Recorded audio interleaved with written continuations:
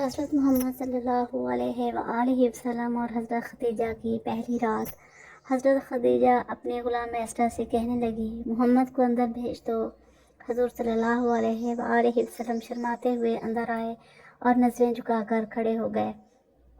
خدیجہ نے پہلی بار محمد صلی اللہ علیہ وآلہ وسلم کا چہرہ دیکھا تو بسم اللہ الرحمن الرحیم۔ حضرت خدیجہ عام طور پر رات کی تاریکی میں اپنی سہیلیوں کے ہمراہ کعبہ کا طواف کرنے کے لیے جاتی تھیں۔ ایک رات کو جب طواف کعبہ کے لیے گئی تھیں، طواف بجا لانے کے بعد کعبہ کے دروازے کے سامنے کھڑی ہو کر اپنے پروردگار سے راز و نیاز کرنے میں مشغول ہوئیں اور نصف شب کو گھر لوٹیں۔ بستر پر لیٹتے ہی آپ سو گئیں اور آپ نے خواب میں سورج کو انسان کی شکل میں دیکھا کہ مکہ کے آسمان سے طلوع ہو کر رفتہ رفتہ ان کے گھر کی طرف آ رہا ہے۔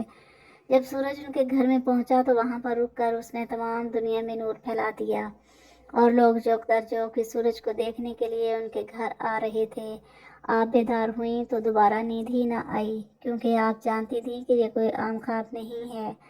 صبح اور سورج طلوع ہونے کے بعد وہ فوراً اپنے چچیرے بھائی ورقہ بن نوفل کے گھر گئیں اور جو کچھ خواب میں دیکھا تھا اپنے منوان ان کے سامنے بیان کیا۔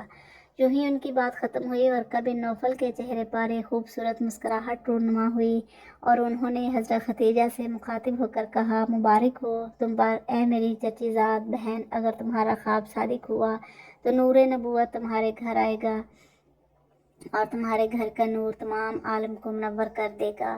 ویورز، حضرت خدیجہ کے چچیرے بھائی ورقہ بن نوفل بن اسد اپنے زمانہ میں جزیرۃ العرب کے ایک مشہور دانشور اور خدا پرست راہب تھے۔ ان کو آسمانی کتاب کے بارے میں کافی علم تھا اور عبرستان میں دوران جاہلیت کے 4 مشہور عابدوں میں سے ایک شمار ہوتے تھے۔ آپ لوگوں کو آخری نبی کی نشانیاں بتایا کرتے اور یہ بھی بتاتے کہ ان کی بعثت کا وقت قریب ہے۔ حضرت خدیجہ گہری سوچ میں پڑ گئیں اور تو نور نبوت کیسے ان کے گھر آئے گا اور ان کے گھر کیسے تمام دنیا کے لیے نور کا مرکز بنے گا۔ حضرت خدیجہ ایک مدت تک اس خواب کے بارے میں غور و فکر میں مشغول تھیں اور اس کی تعبیر کا انتظار کر رہی تھیں۔ مکہ کی عورتیں ایک رسم کے مطابق قدیم زمانہ سے ہر سال ماہ رجب کی ایک رات کو کعبہ کے پاس جمع ہوتی تھیں اور جشن و سرور کی ایک محفل منعقد کرتی تھیں، اور اس محفل میں اہل کتاب میں سے ایک دانشور کو تقریر کی دعوت دی جاتی تھی۔ ایک رات کو ایسی ہی ایک محفل منعقد ہو رہی تھی۔ جب حضرت خدیجہ اس محفل میں پہنچی، اس وقت ایک یہودی عالم نے تازہ اپنی تقریر شروع کی تھی۔ اس کی اس تقریر کے دوران اچانک حضرت محمد صلی اللہ علیہ وآلہ وسلم کعبہ کے پاس سے گزرے۔ تقریر کرنے والے اہل کتاب کی نظر جو ہی حضرت صلی اللہ علیہ وآلہ وسلم پر پڑی تو اس نے اپنی تقریر کو روک کر عورتوں سے یوں خطاب کیا، اے قریش کی عورتیں، جو جوان ابھی کعبہ کے پاس سے گزرا ہے وہ مستقبل میں پیغمبر آخر الزماں ہوگا۔ آپ میں سے جو بھی اس کی شریک حیات بن سکتی ہو اس میں تاخیر نہ کرنا۔ اس اہل کتاب دانشور کے کلام کو سن کر خواتین میں ہلچل مچ گئی۔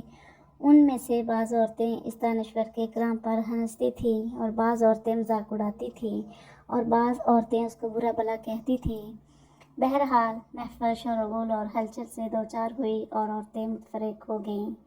حضرت خدیجہ گھر چلی گئیں اور اپنے خواب اور یہودی عالم کی باتوں میں ربط تلاش کرنے لگیں۔ اگلے دن حضرت خدیجہ نے اپنی کنیز کو اس یہودی دانشور کے پاس بھیجا اور اسے اپنے گھر آنے کی دعوت دی۔ یہ اہل کتاب دانشور جب حضرت خدیجہ کے گھر پہنچا تو حضرت خدیجہ نے اس سے سوال کیا کہ اے دانشور، آپ نے کیسے سمجھا کہ محمد خدا کے پیغمبر ہیں؟ یہودی عالم نے جواب دیا کہ میں نے ان کی صفات کو تورات میں پڑھا ہے۔ تورات میں آیا ہے کہ پیغمبر آخر الزماں کے ماں باپ ان کے بچپن میں دنیا سے چلے جائیں گے، ان کی کفالت پرورش اور حفاظت ان کے جد کریں گے اور وہ قریش کی ایک خاتون سے شادی کریں گے جو اپنی قوم کی عظیم خاتون ہوں گی اور اپنے قبیلہ میں امیر اور صاحب تدبیر ہوگی۔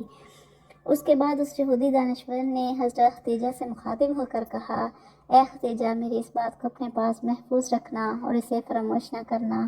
اس کے بعد اس دانشور نے حضرت صلی اللہ علیہ وآلہ وسلم کی عظمت و جلال کے بارے میں چند اشعار پڑھے اور واپس جاتے وقت حضرت خدیجہ سے مخاطب ہو کر کہا، कोशिश करना कि मोहम्मद सल्लल्लाहु अलैहि वसल्लम को ना खो देना। उनके साथ शादी करने में दुनिया और आखिरत की सआदत है। हबीबुल्लाह सरवर कायनात अहमद मुज्तबा हज़रत मोहम्मद सल्लल्लाहु अलैहि वसल्लम 25 वर्ष के हुए तो खुशक ने मक्का को घेर लिया। तो अबू तालिब ने हज़रत मोहम्मद सल्लल्लाहु अलैहि वसल्लम से मुखातिब होकर कहा, ए मेरे भतीजे, हम सख्त हालात से दो चार हैं। मैं भी बूढ़ा और तंग दस्त हो चुका हूँ और ज़िंदगी के आखिरी अयाम गुजार रहा हूँ। मेरी तमन्ना है कि मरने से पहले आपके लिए एक शरीक हयात को मुंतखब करूं ताकि आप शादी करें और मैं भी इत्मीनान और सुकून के साथ इस दुनिया को अलविदा कर जाऊं। लेकिन माली मुश्किलात मेरी इस तमन्ना को अमली जामा पहनाने में रुकावट बनी हुई है और आपके मुस्तकबिल में फ़िक्रमंद हूँ। जनाब अबू तालिब ने अपनी बात को जारी रखते हुए फरमाया, ए मोहम्मद सल्लल्लाहु अलैहि वसल्लम, कुरैश का तजारती कारवां अनकरीब तश्कील पाकर शाम जा रहा है। खदीजा बिन खुवैलिद हमारे रिश्तेदार हैं और काफ़ी दौलतमंद हैं। मक्का के बहुत से लोगों ने उनसे माल और सरमाया कर्ज के तौर पर लिया है और उनके माल से तजारत करते हैं। अगर आप खदीजा के पास जाएंगे तो मुझे यकीन है कि वो आपको काफ़ी माल देंगी। इस सरमाया से माल खरीद कर कुरैश के कारवां के हमरा आप शाम चले जाएंगे। शायद इस तजारत के नतीजा में आपको कोई नफ़ा मिल जाए और खुदावंद हमारी ज़िंदगी की बाज़ मुश्किलात को हल कर दें। दूसरी तरफ हज़रत खदीजा बिन खुवैलिद के पास रसूलुल्लाह की सदाकत व अमानत की खबरें मतवातर पहुँच रही थीं। अबी चचा अबू तालिब के साथ रसूलुल्लाह की बातें जारी थीं कि हज़रत खदीजा के ग़ुलाम ये पैगाम लेकर आया कि खदीजा आपको अपना माल देकर तजारत के लिए शाम भेजना चाहती हैं और वो फरमाती हैं कि जितना मुआवजा वो दूसरों को देती हैं आपको उससे दोगुना देंगी। इस पर अबू तालिब ने आपको कहा कि ये वो रिज़्क है जो अल्लाह ने तुम्हारी जानब खींच कर भेजा है। उसके बाद आप सल्लल्लाहु अलैहि वसल्लम काफ़िले के साथ शाम की तरफ रवाना हुए। आपके हमरा हज़रत खदीजा का ग़ुलाम मैसरा भी था। जब काफ़िला शाम के शहर बसरा में पहुँचा तो वहाँ नस्तुरा राहिब ने आप सल्लल्लाहु अलैहि वसल्लम में नबूवत के इलामात पहचान कर आपके नबी आखिरुज़्ज़मान होने की पेशीन गोई की। दूसरा है वाक़या ये पेश आया कि जब आपने तिजारती सामान फ़रोख्त कर लिया तो एक शख्स से कुछ बातचीत बढ़ गई। उसने कहा कि लात उज़्ज़ा की कसम उठाओ तो हज़रत सल्लल्लाहु अलैहि वसल्लम ने फरमाया कि मैंने कभी इन दोनों की कसम नहीं खाई। मैं तो उनके पास से गुजरते हुए उनसे मुंह मोड़ लेता हूँ। उस शख्स ने ये बात सुनकर कहा, हक बात तो वही है जो तुमने कही। फिर उस शख्स ने मैसरा से मुखातिब होकर कहा, खुदा की कसम ये तो वही नबी है जिसकी सिफ़ात हमारे उलमा किताबों में लिखी हुई है। तीसरा वाक़या ये पेश आया कि मैसरा ने देखा कि जब तेज़ गर्मी होती है तो बादल नबी अकरम सल्लल्लाहु अलैहि वसल्लम के ऊपर साया कर रहे होते हैं। ये सब कुछ देखकर मैसरा तो आप सल्लल्लाहु अलैहि वसल्लम से बहुत ही ज़्यादा मुतासिर था। वापसी में दोपहर के वक्त जब वापस पहुँचे तो हज़रत खदीजा ने अपने बाला खाने में बैठे बैठे देखा कि नबी अकरम ऊँट पर बैठे इस तरह तशरीफ़ ला रहे थे कि बादल ने सिर्फ आप पर साया किया हुआ था। हज़रत खदीजा और उनके साथ बैठी हुई औरतों ने ये मंजर देखकर बहुत ताज्जुब किया। काफ़िला रुका तो मैसरा हज़रत खदीजा से मिलने गया और सारे सफ़र की रुदात सुनाई। हज़रत खदीजा रसूलुल्लाह सल्लल्लाहु अलैहि वसल्लम से पहले ही मुतासर थीं। वो सफ़र के वाक़यात सुनकर आपकी गर्विदा हो गईं, बल्कि उनका रसूलुल्लाह को तजारती सफ़र पर भेजने का मकसद भी यही था कि किसी तरह हुज़ूर अकरम से मुलाकात हो सके। चुनांचे मैसरा को कहा गया कि अब मोहम्मद सल्लल्लाहु अलैहि वसल्लम को भेजो ताकि मैं उनसे तिजारत का हिसाब ले सकूं। नबी रहमत जब हज़रत खदीजा के पास आए तो आपका ये रोशन चेहरा देखकर हज़रत खदीजा दंग रह गईं और बेहोशी का आलम तारी हो गया। इसी दौरान रसूलुल्लाह सल्लल्लाहु अलैहि वसल्लम ने सारा हिसाब तिजारत किया और वापस तशरीफ़ ले गए। जब आप सल्लल्लाहु अलैहि वसल्लम चले गए तो तब हज़रत खदीजा होश में आई और मैसरा से पूछा कि मोहम्मद किधर हैं। मैसरा कहने लगा कि वो तो आपको सारा हिसाब देकर चले गए हैं। खैर, हज़रत खदीजा ने अपना माल में ऐसी अमानत व बरकत देखी जो इससे पहले कभी ना देखी थी। माल की खरीद व फरोख्त का हिसाब देखा तो मुनाफा दुगने से भी ज़्यादा था।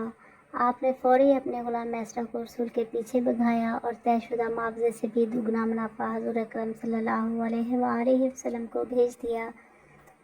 حضرت خدیجہ بہت زیادہ دور اندیش، مستقل مزاج، شریف، باعزت اور مالدار عورت تھیں۔ انہوں نے آپ سے نکاح کا فیصلہ کر لیا اور اپنی سہیلی نفیسہ کے ہاتھ رسول اللہ صلی اللہ علیہ وسلم کو نکاح کا پیغام بھجوا دیا۔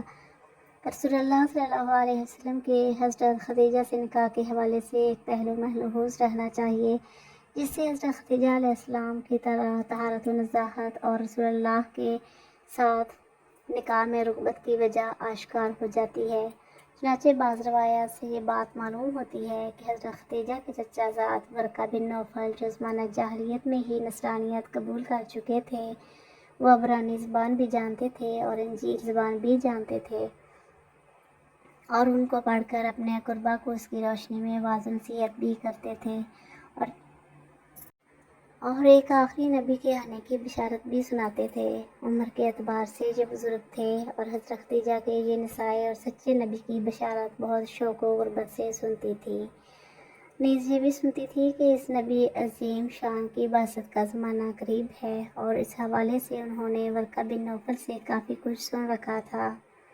چنانچہ رسول اللہ صلی اللہ علیہ وسلم کی صداقت و دیانت اور دیگر صفات و کمال کا ذکر سنا اور ورقہ بن نوفل کی بتلائی ہوئی بعض علامات نبوت آپ میں پائیں، تو انہوں نے اپنے غلام ایسرا کے ساتھ رسول اللہ صلی اللہ علیہ وسلم کو مال تجارت دے کر اسی لیے بھیجا کہ آپ کے تجارتی اور مالی معاملات اور سفر میں آپ کے اخلاق و عادات کا مزید مشاہدہ کر سکیں۔ اس لیے بعض روایات میں ہے کہ انہوں نے غلام کو ہدایت کی تھی کہ سفر کے تمام واقعات نوٹ کریں اور واپسی پر پوری تفصیل بتائیں۔ اسی ہدایت کی روشنی میں غلام نے آپ کی برکت وغیرہ کے حوالے سے جن کمالات کا مشاہدہ کیا تھا وہ سب تفصیل بتا دی تھی۔ اس سے حضرت خدیجہ کا ظن غالب ہو گیا اور اللہ تعالیٰ کے آخری رسول یہی ہیں، اور انہوں نے یہ سوچا کہ اس سے بڑی سعادت کیا ہو سکتی ہے کہ آپ کی زوجیت کے رشتے سے منسلک ہو جاؤں۔ چنانچہ صدیقہ طاہرہ و مطہرہ ام المومنین حضرت خدیجہ نے بالواسطہ آپ صلی اللہ علیہ وسلم کو پیغام نکاح بھیج دیا۔ آپ نے اپنے چچاؤں کو مذکورہ رشتہ کے سلسلے میں آگاہ فرمایا، جس کے بعد آپ کے چچا حضرت حمزہ رسول اللہ صلی اللہ علیہ وسلم کے ساتھ حضرت خدیجہ کے والد خویلد بن اسد کے پاس رشتہ لے کر آئے۔ بمطابق روایات ابن اسحاق مبرد دیگر کے قول کے مطابق حضرت خدیجہ کے والد کا انتقال ہو چکا تھا۔ حضرت حمزہ رشتہ لے کر حضرت خدیجہ کے چچا عمر بن اسد کے پاس تشریف لائے۔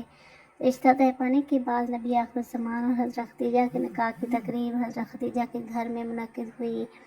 جناب ابو طالب کے خطبہ نکاح پڑھنے کے بعد حضرت خدیجہ کے چچا زاد بھائی عمر بن سعد اسد نے حضور اکرم کی شان میں یہ جملہ کہا: یہ محمد بن عبداللہ عالی نسب اور معزز جوان مرد ہیں، اور حضرت خدیجہ کا نکاح آپ سے کر دیا۔ اس نکاح کا مہر 12.5 اوقیہ چاندی مساوی 500 درہم طے ہوا۔ آج کل اس کا وزن 131 تولہ 3 ماشہ چاندی بنتا ہے۔ آپ صلی اللہ علیہ وآلہ وسلم نے اپنی تمام ازواج مطہرات اور صاحبزادیوں کا مہر یہی رکھا، سوائے ام المومنین حضرت ام حبیبہ کے۔ آپ کا مہر شاہ حبشہ نجاشی نے اپنے پاس سے کئی گنا زیادہ ادا کیا تھا۔ نکاح کے بعد آپ نے ولیمے کا اہتمام فرمایا اور اونٹ ذبح کر کے لوگوں کو دعوت کھلائی۔ شادی کی پہلی رات حضرت خدیجہ حضور صلی اللہ علیہ وآلہ وسلم سے ہم بستر نہ ہوئیں، بلکہ پوری رات شکرانے کی عبادت کرتی رہیں۔ اللہ پاک نے کمال کرنے کی توفیق عطا فرمائے اور ہمیں نیکوکاروں میں شامل کرے، آمین ثم آمین۔ اگر ویڈیو پسند آئے تو لائک اور شیئر ضرور کریں، اور چینل پر نئے ہیں تو چینل کو سبسکرائب ضرور کریں، اور ساتھ ساتھ بیل آئیکن کو بھی پریس کریں تاکہ ہر آنے والی ویڈیو آپ تک پہنچ سکے۔ تو ملتے ہیں نیکسٹ ویڈیو میں، تب تک کے لیے اللہ حافظ۔